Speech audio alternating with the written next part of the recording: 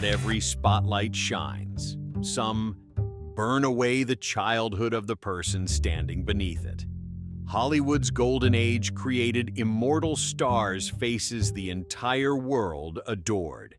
But behind the glamorous gowns, the timeless songs, and the smiles that lit up the silver screen were stories no one wanted to believe, because the villains weren't the studios nor the paparazzi, but the stars' own parents.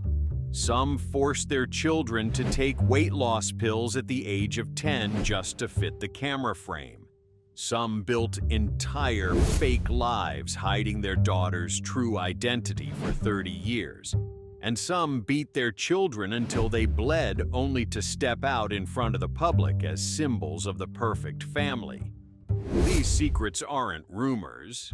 They are truths Hollywood buried beneath a flawless facade. Truths that force us to confront the dark underside of an era celebrated as the Golden Age. Today, we pull back that curtain and uncover the stories of 9 of the most iconic stars of Hollywood's golden era, and the ruthless parents who left wounds that no amount of fame could ever hide. 1. Judy Garland, Mother Ethel Gum, the mother who turned her daughter into an inescapable earning machine. If you've ever watched The Wizard of Oz, you'll never forget Dorothy's sparkling ruby shoes and the gentle smile that enchanted the world.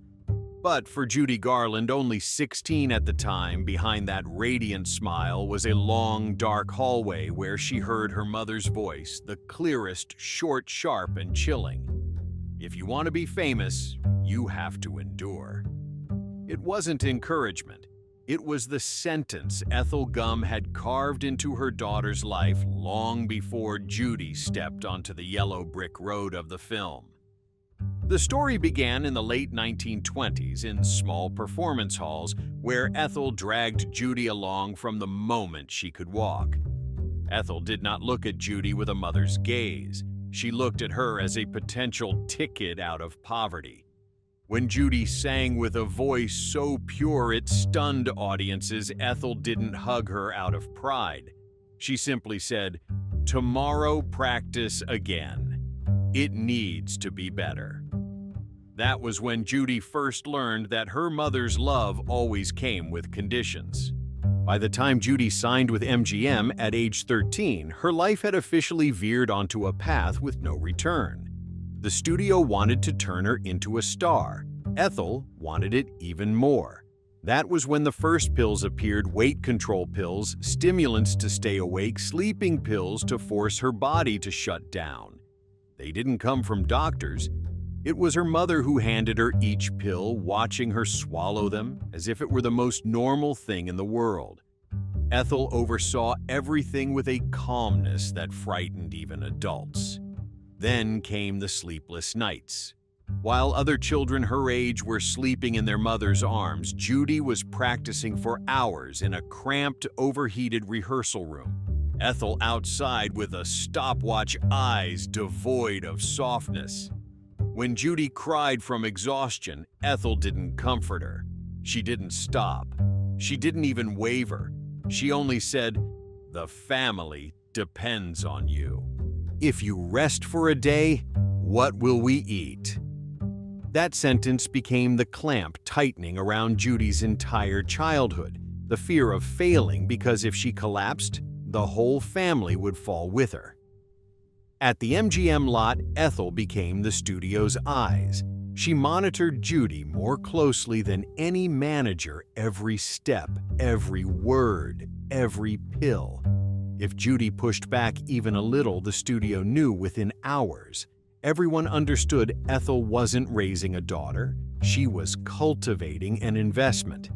Behind the scenes, staff whispered a chilling nickname for her: the shadow behind the rainbow. Judy was the light. Her mother was the darkness behind it. But Ethel's harshest act wasn't the training, the pills, or the cold commands. It was that she stole the one treasure a child should never lose: a childhood. Judy never knew what it felt like to run freely outside, to have normal friends, to receive a hug without conditions. She grew up in studios, on stages, under burning spotlights, her mother always behind her, not to hold her up, but to push her deeper into the grinder of fame.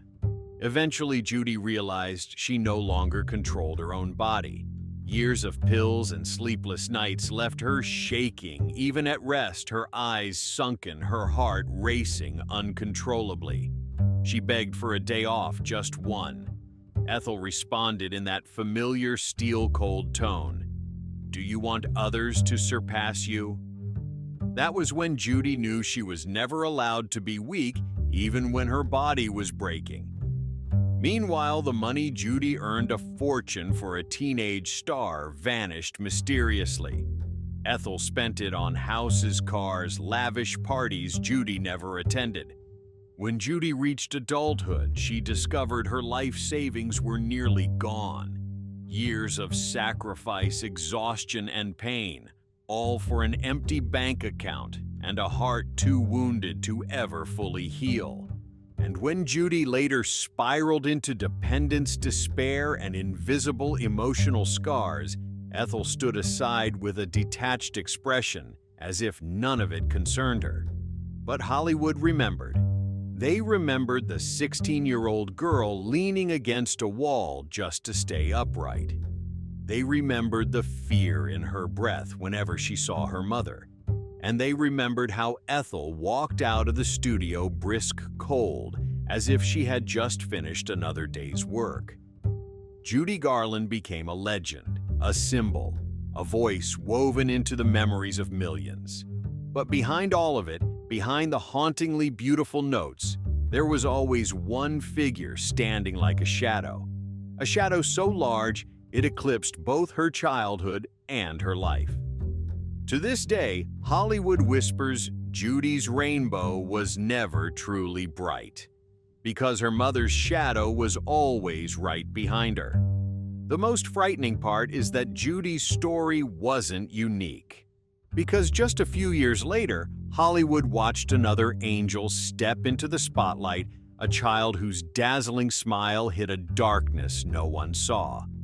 That child was Shirley Temple, the little girl who made America happy but could not save herself from the pressures her own parents placed on her.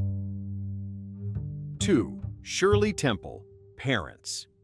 George and Gertrude Temple, the parents who turned America's sweetest smile into a money-making tool. I was about 3 years old, and I worked for a year and a half as a starlet, and learned discipline. While Judy Garland struggled in the shadows of MGM's lights across Hollywood, another star rose brighter, bigger, so innocent the entire nation believed she was the embodiment of hope during the Great Depression. That was Shirley Temple, the little girl with wide, round eyes and a smile so warm it could melt winter itself. But like Judy, that light was only surface deep. Because once the camera stopped rolling, Shirley didn't return to loving arms. She returned to George and Gertrude Temple, parents who didn't see a daughter but an enterprise. Shirley began working before most children could even write their names. Her parents didn't ask whether she liked performing. They only saw the money behind every smile. George and Gertrude controlled Shirley's schedule down to the minute, like unpaid managers who collected every gain. She trained from morning until night, singing, dancing, memorizing lines before filming scenes so demanding even adults struggled to endure. While other children played outside, Shirley stood under hot studio lights, shooting scenes again and again until the director was satisfied or she nearly fainted. What made it harsher was that her parents knew, and yet they nodded every time the studio requested more scenes, more hours, more emotionally draining moments where Shirley had to cry, tremble, or portray sadness she didn't understand. Many scenes required her to experience intense emotions, being scolded, abandoned, tricked, but her parents never once stepped in to say, "Enough." Instead, they watched from the side, their eyes lighting up, whenever a director exclaimed, "Perfect, wonderful." And while Shirley helped a whole nation forget its misery for a moment, her parents forgot she was a child. When she ate, they thought about contracts. When she slept, they checked financial records. When she stepped on stage, they counted earnings. No decision in her life was ever hers. They signed everything, arranged everything, profited from everything. To them, Shirley wasn't a daughter. She was a brand. The most painful moment came when the money vanished. Shirley earned more than $3.2 million, an enormous sum in the 1930s. Yet by her 18th birthday, she discovered nearly nothing remained.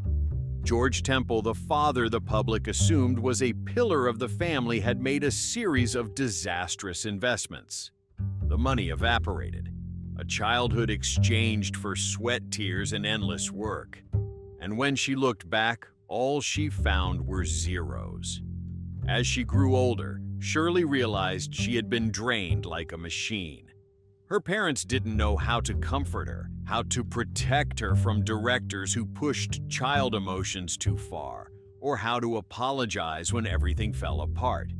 Instead, they grew distant when her career slowed.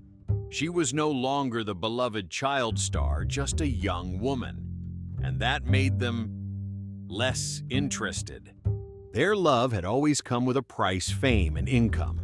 Shirley Temple's suffering became so significant that Hollywood was forced to change. Her story, along with Jackie Coogan's, strengthened the Coogan Act, a law protecting child performers from having their earnings drained by their parents. Because of her, Hollywood finally admitted that a smile on screen couldn't hide a stolen childhood behind it. But perhaps the saddest part of Shirley Temple's story is this: audiences remembered her smile, but few knew that. Each time the cameras turned off, she often asked a small, heartbreaking question to her assistant. Did I smile enough?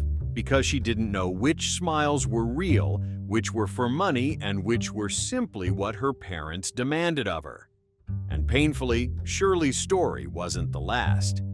Because right after the curly-haired angel, Hollywood was about to meet another parent, one with cold, sharp eyes who created one of the most haunting emotional wounds in Hollywood family history, Joan Crawford, and the child who could never call her mother with a full heart. 3. Joan Crawford, adopted daughter. Christina Crawford, the adoptive mother whose discipline was colder than Hollywood itself. Behavior is that of abuse or a violent temper. You tend to think that's the only way to... Hollywood in the 1940s was drenched in light. Everywhere you looked, there was Joan Crawford, dazzling gowns, eyes sharp enough to steal your breath, and a commanding walk, as if every room bowed to her presence. To the public, she was one of the greatest stars of her era.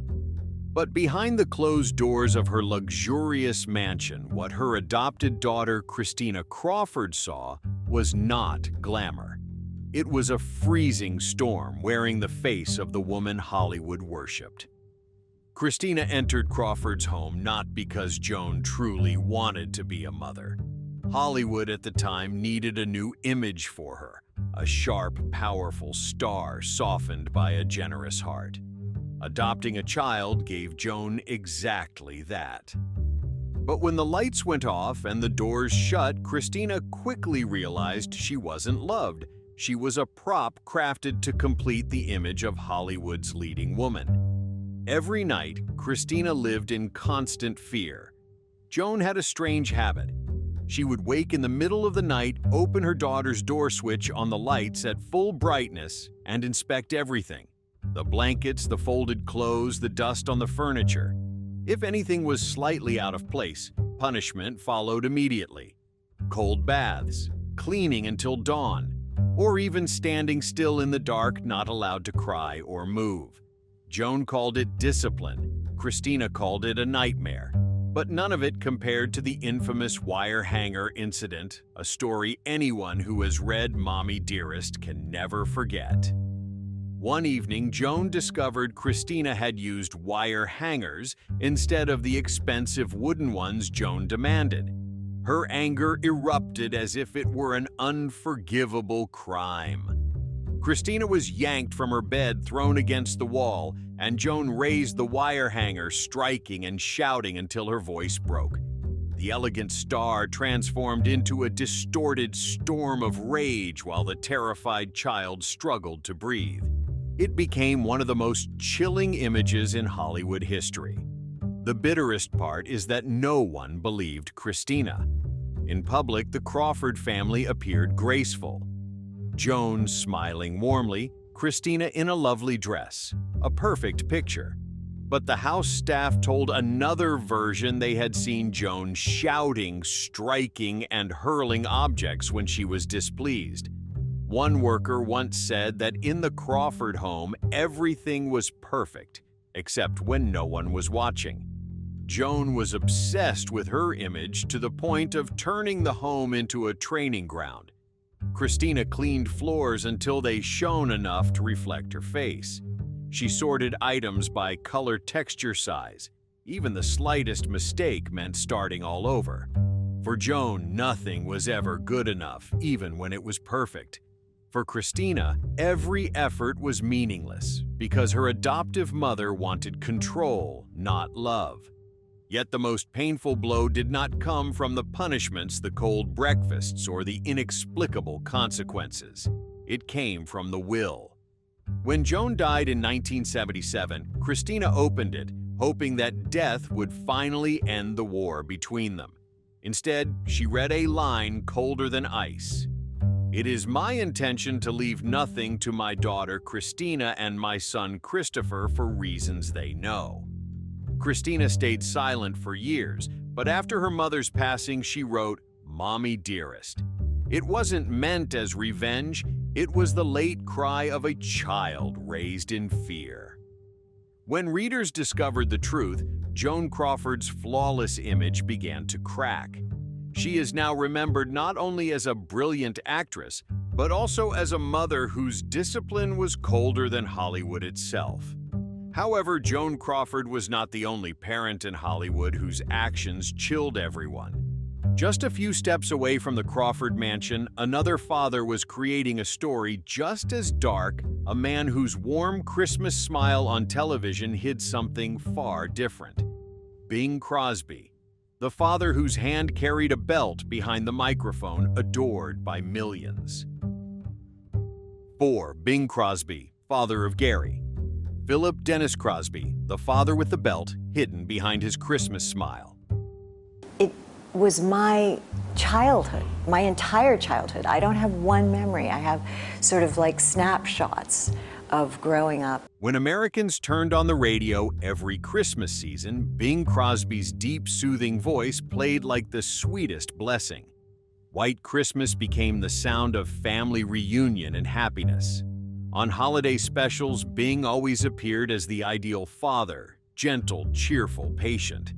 But behind the stage, where there were no cameras, no applause, and no changing lights, his children heard a very different sound: the snap of leather in the air, the heavy footsteps approaching each night, and the pounding of their own hearts. For Gary Crosby, the eldest son, fear began with what he called the weekly check.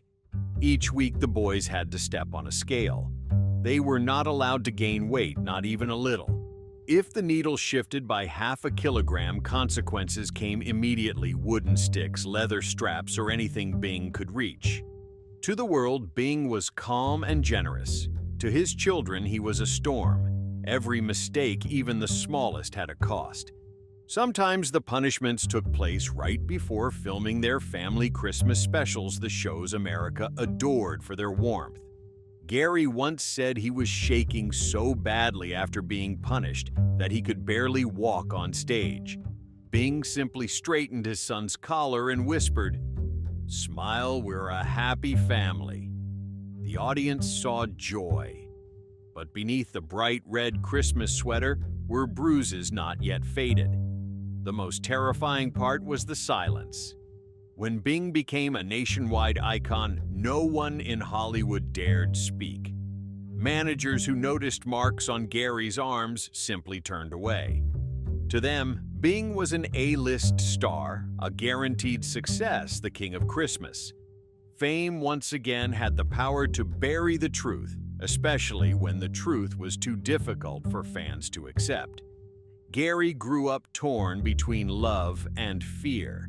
He admired his father's voice, his presence on stage, the melodies that comforted a nation. But the sound of his father's footsteps in the hallway made his whole body tense, bracing for another storm. He and his brothers tried to keep everything perfect, cleaning, memorizing rules, lowering their heads when their father entered the room. But no matter how hard they tried, Bing always found a reason to be displeased. The climax came when Gary became an adult and wrote Going My Own Way. The book tore open the image Bing had built over decades. Gary detailed every punishment, every sleepless night, every moment of fear. Hollywood first denied it. Fans dismissed it as fiction. But then, Philip and Dennis, the younger brothers, confirmed the accounts. "We were disciplined with leather when we were young," Philip admitted. "Father was very strict, sometimes too strict. America was stunned. How could the voice that defined Christmas for generations bring such dread to his own children? How could someone who sang about peace create such tension at home?"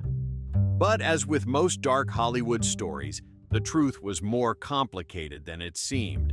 Many within the industry had known for years, but chose silence, valuing reputation above honesty. In Hollywood's golden age, image always mattered more than reality. And Bing Crosby, no matter how talented and influential, still had hidden corners no one dared face. His legacy closed with a painful paradox. He sang of joy like an angel, but raised his children with the firmness of a commander. What remained were grown children carrying memories they would spend a lifetime trying to overcome. Yet Hollywood had no shortage of family tragedies. Because just beyond the Crosby home stood another story, not loud like the sound of a belt, but cold enough to fracture the spirit of a young girl. A father who saw his daughter cry and responded only with frozen silence. Henry Fonda, the man whose stillness shaped the emotional world of Jane Fonda. 5. Jane Fonda, Father Henry Fonda, the father who didn't know how to love, only how to judge. I feel so blessed, Pierce, to have been able to have that experience. He died 5 months later. During Hollywood's golden era, when actors like James Stewart and Spencer Tracy were regarded as symbols of integrity, there stood another man in their ranks, Henry Fonda. On screen, he was the kind father, the model citizen, the defender of justice. But in the home where Jane Fonda grew up, Henry was the opposite, a man admired by millions, yet painfully distant from his own children. Jane often said her childhood was wrapped in silence, not peaceful silence, but the kind that suffocated. Henry Fonda never said the words, "I love you." Not once. Not when she followed him around the house as a child, not when she became a successful young woman, and not even when she won an Oscar. He never expressed affection. Jane learned to read his face like battle signals, when to stay away, when to stay quiet, and which parts of him were forbidden territory. The family's tragedy deepened when her mother, Frances Ford Seymour, passed away under heartbreaking circumstances. Jane was only 12, Peter was 10. Both children were lost searching for comfort. But instead of holding them close, Henry shut down emotionally, locking away the pain as if sealing a room and swallowing the key. He forbade discussion of their mother, no questions, no memories. Their grief was pushed down like a stone sinking to the bottom of a lake. From that moment on, Jane understood that in her father's world, emotions were not allowed. But silence was only part of the wound. What hurt Jane most was how Henry looked at her never enough. Never pretty enough, talented enough, perfect enough. When she gained weight under teenage pressure, Henry told her plainly, "You need to do something about your body." When she achieved her first success in acting, he said, "Not bad." Even when she won an Academy Award, Henry remained expressionless, as if it were nothing remarkable. To him, Jane wasn't a child needing love. She was a project needing improvement. Still, Jane constantly sought his approval. Throughout her youth, she threw herself into acting activism love, hoping Henry might one day praise her. But the praise never came. Each accomplishment left her more empty, because the only person she wanted to make proud was the one who never opened his heart. Peter Fonda later admitted he too grew up feeling unseen by their father. Both Fonda children carried wounds too deep for time or awards to heal. Perhaps the most painful part was the contrast between Henry Fonda on screen and Henry Fonda in real life. On film, he played the compassionate father in The Grapes of Wrath, the unwavering man of justice in 12 Angry Men. The world adored him. Meanwhile, Jane and Peter lived with a man whose smile appeared only when cameras rolled and disappeared when the lights went out. The turning point came when Jane publicly spoke about her childhood experiences. People were shocked. Henry Fonda was a legend. But Jane didn't speak with resentment. She spoke with the longing of a child who had waited her whole life for her father to look her in the eyes and say something heartfelt. That moment never came. When Henry Fonda passed away in 1982, Jane stood beside him and held his hand. For the first time, they talked about emotions. For the first time, Henry looked at his daughter with a softer expression, even if just for a few seconds. And for Jane, those seconds eased some of the pain from all the years before. But to the public, the story of Henry Fonda became a reminder that emotional distance can be just as hurtful as any visible wound. Yet, Henry Fonda was not the only parent whose choices shadowed a child's life. Because not far away, another young star was being shaped by a mother who saw fame as a key to influence someone whose ambitions guided, controlled, and ultimately dictated her daughter's entire path.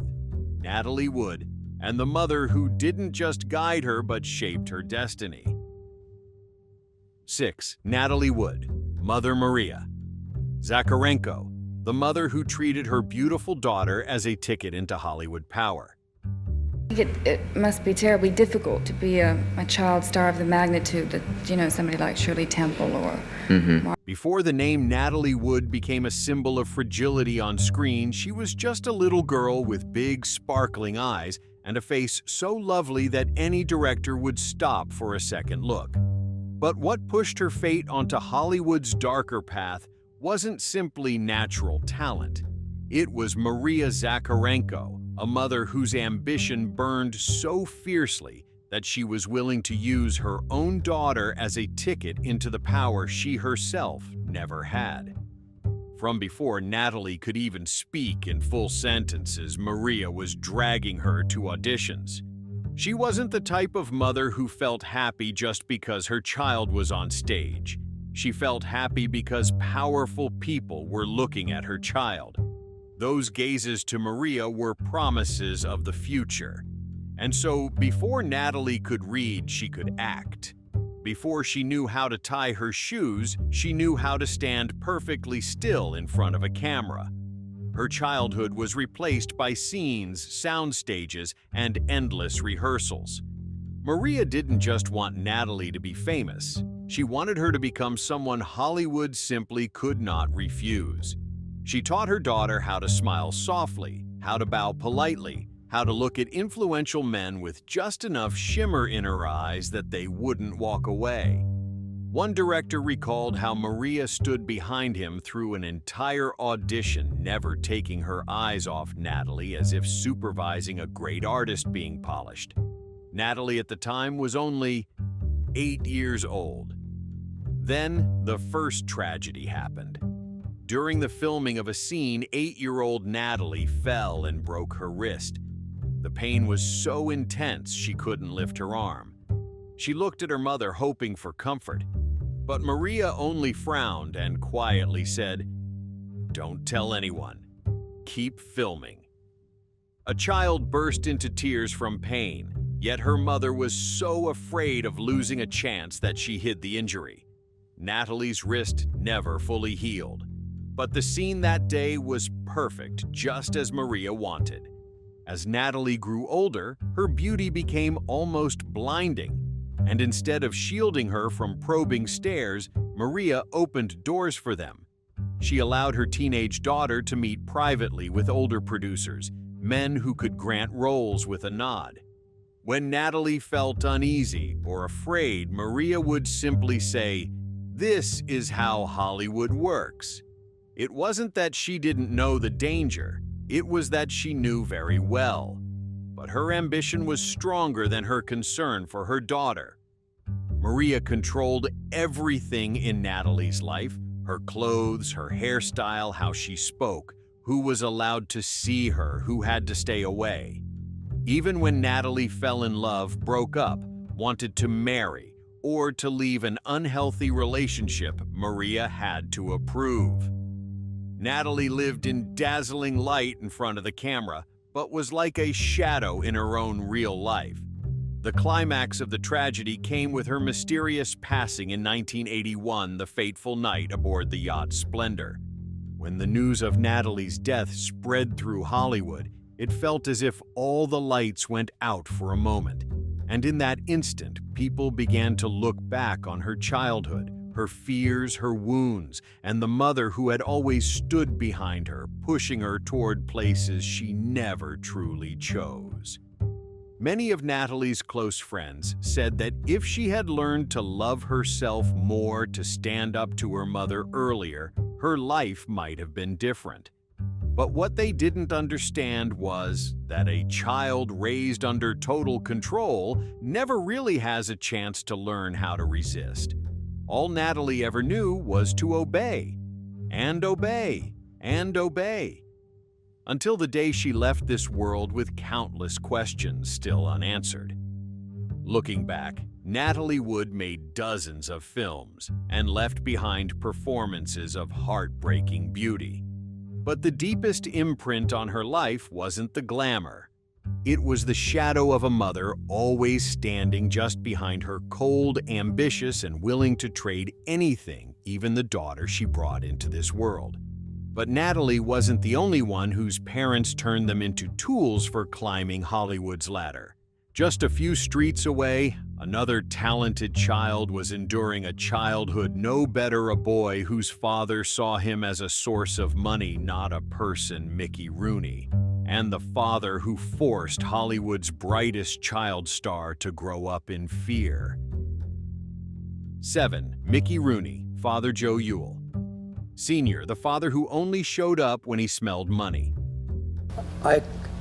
My mother passed away 11 days after my wife had passed away. I was an only child. When people talk about legendary child stars of Hollywood, Mickey Rooney's name almost always comes first.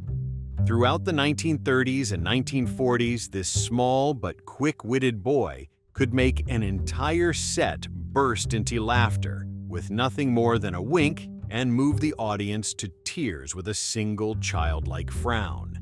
But behind that energy wasn't a dream life. It was a nightmare hiding beneath layers of stage makeup driven by one person, his own father, Joe Ewell Sr. Joe Ewell was a failed vaudeville performer, heavy drinker, and quick-tempered man. When Mickey was very young, he was already used to the sound of glasses shattering, shouting, and the harsh treatment his father unleashed on his mother. For a child, a father is supposed to be a safe place. But for Mickey, his father was the person who appeared only to demand money and vanished when there was nothing left to gain. That was the first lesson Mickey learned about family affection had a price, and that price was whatever he earned from his earliest roles. When Mickey began to rise at MGM, Joe suddenly cared about his son more than ever, but not with concern with demands. He would show up without warning, drunk, pounding on doors, dragging Mickey off set just to ask for money. No amount was enough. Every time Mickey handed him money, Joe spent it on drink and gambling, then came back to repeat the cycle. To Joe, Mickey wasn't a son. Mickey was a gold mine. The lively little actor adored by the public actually lived in constant fear. Every unexpected knock on the door might be his father in a drunken rage. Every phone call might be someone reporting that Joe had been arrested, injured, or causing trouble somewhere. Mickey grew up feeling like he was supporting a grown man rather than being raised by one. Hollywood called Mickey a $1 million boy, yet he was still that child who shrank whenever he heard his father shout his name. Joe Yule's drinking fits became so severe that MGM had to step in. The studio had to protect Mickey from his own father, something unheard of in film history at the time. They restricted Joe's access to Mickey-imposed legal limits and even hired people to watch over things so Mickey wouldn't be dragged off set. But a father is still a father, and Joe always found a way to slip back into Mickey's life, leaving behind emotional scars that no amount of fame could erase. The climax of this tragedy lay in a harsh truth. Mickey became wealthy when he was still a child, but most of that money ended up in Joe Yule's hands. Mickey once said that his father didn't just drink using his money, he drank away his childhood as well. There wasn't a single one of Joe's indulgent nights that wasn't funded by the work of a child. Meanwhile, Mickey had to work day and night acting in nearly 100 films before adulthood, both a child star and the de facto head of the household, even though his body and heart were still those of a little boy. Those wounds followed Mickey for the rest of his life. Anxiety, unease, a chaotic personal life, multiple broken marriages. People called him the star who always smiled, but that smile was just a shell hiding all the nights he lay awake staring at the ceiling, asking himself, did he matter because of his talent or because of the money? In the end, Mickey Rooney's childhood wasn't built on joyful memories, but on fear and responsibilities far too heavy for such small shoulders. Yet his tragedy still wasn't the worst Hollywood would witness. Because a few years later, another stunning young woman would also be thrust under the spotlight, not because of her talent or choice, but because her mother wanted to use her beauty as a key into a world even more glamorous and more dangerous than anything before Lana Turner. And the mother who treated her daughter's looks as the master key to every door of power in Hollywood. 8. Lana Turner, Mother Mildred Turner, the mother who pushed her teenage daughter into the wolves' den of Hollywood.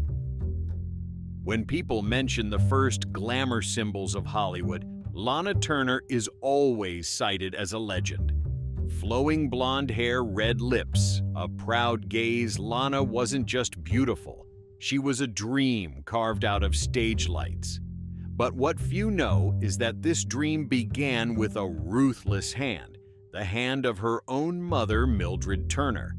A woman who didn't raise her child to protect her, but to push her toward the spotlight she herself never reached. Hollywood in the 1930s was a place where beautiful women were treated as resources to be used. Mildred understood that better than anyone. When Lana was just 15, her mother brought her to auditions, agreeing for her to appear in scenes that even adults found daring. Tight dresses, camera angles designed to highlight every curve, older directors looking at the young girl with barely concealed intent. All of it happened right in front of Mildred. But instead of stepping in to shield her daughter, she simply stood there smiling in satisfaction. To Mildred, Lana's beauty was their chance at a new life. When someone commented on Lana's figure, Mildred didn't blush from embarrassment. She smiled with pride. When directors asked Lana to film scenes far beyond her actual age, Mildred nodded faster than her daughter did. She believed older, powerful men in Hollywood could take Lana far, and so relationships with men twice, even 3 times Lana's age were encouraged. A teenager barely past puberty was thrown into a world full of adult desire and power, and no one stood up for her. The more famous Lana became, the harsher the truth Mildred directly benefited from everything her daughter achieved. Contracts, gifts, envelopes from men smitten with Lana's looks, all of it flowed through Mildred's hands.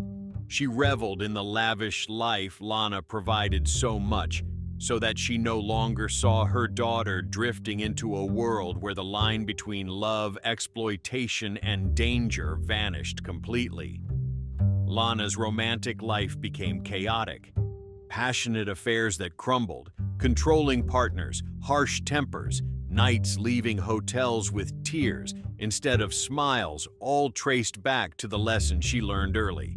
Powerful men can open doors for you. But Mildred never taught Lana the most important part: those doors could also destroy her. The greatest tragedy of Lana Turner's life exploded in 1958 with the name Johnny Stompanato, a notorious underworld figure, and also a controlling, volatile partner in Lana's life.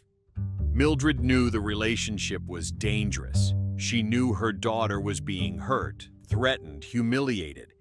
Yet she stayed silent. She had been silent her entire life, so this was just one more stain on an already darkened page. Lana became so trapped in this destructive relationship that her 14-year-old daughter Cheryl one day did something no child should ever feel forced to do. She used a knife against Stompanato to protect her mother. All of Hollywood was stunned. The press exploded.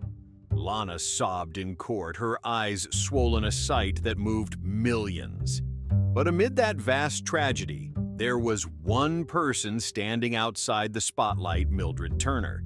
She remained silent with a silence that had already damaged the lives of both Lana and her granddaughter. She never acknowledged her role in the disaster, never took responsibility for leaving her daughter unprotected during the most dangerous years of her life. And because no one was there to shield her, Lana grew up with wounds that never healed. Her beauty captivated the world, but that very same beauty, exploited to the last drop by her mother, pushed her into a cycle of never-ending heartbreak, where every relationship seemed to carry the shadow of a power-hungry Mildred standing behind it. Yet, as painful as Lana Turner's story is, it still isn't the ultimate example of manipulation within a Hollywood family. Because there was another mother, a major star from an earlier generation, who created a decades-long shock by hiding the single biggest truth in her daughter's life: Loretta Young. 9. Loretta Young, daughter Judith Lewis, the mother who hid the truth for 30 years to protect her career. In the 1930s, Hollywood was a world where actresses lived on a thin line between glamour and collapse. And no one understood that better than Loretta Young, the beautiful, dignified actress famous for her virtuous image. She was the symbol of elegance, a lady admired across America. But behind that saintly appearance lay a secret she hid so carefully that even her own biological daughter didn't know who she really was. The story began in 1935 when Loretta Young became involved with Clark Gable, the biggest leading man in Hollywood at the time. The result was a child. But in an era when an unmarried actress becoming pregnant meant an immediate end to her career, Loretta chose not maternal devotion, But complete silence. She disappeared from Hollywood for several months, not to give birth in love, but to give birth in secrecy. When Judith Lewis was born, she was not welcomed into her mother's arms. Instead, she became part of a plan carefully arranged in advance. The baby would be sent away, and a few months later, Loretta would adopt her. It was the perfect performance, and Hollywood believed it. Judith grew up in a luxurious home, constantly praised for her good fortune at being adopted by one of Hollywood's biggest stars. But even with all her needs met, she never truly felt a real bond. Between them, there was always the wall of something left unsaid. And as Judith grew older, as her slightly protruding ears began to resemble Clark Gable's in an uncanny way, Loretta took her to the hospital for surgery. "You'll look prettier," Loretta said. But what she really wanted was to erase the traces of the man she never dared acknowledge in public. That decision didn't just cause physical pain, it buried deep inside Judith a vague sense that something was wrong.